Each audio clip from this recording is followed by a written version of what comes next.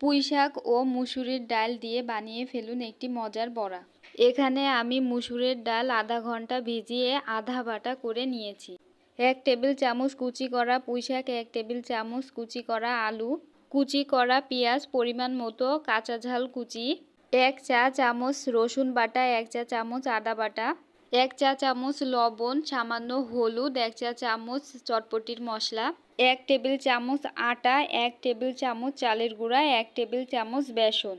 একটি ডিম দিয়ে সব একসাথে মাখিয়ে নিব।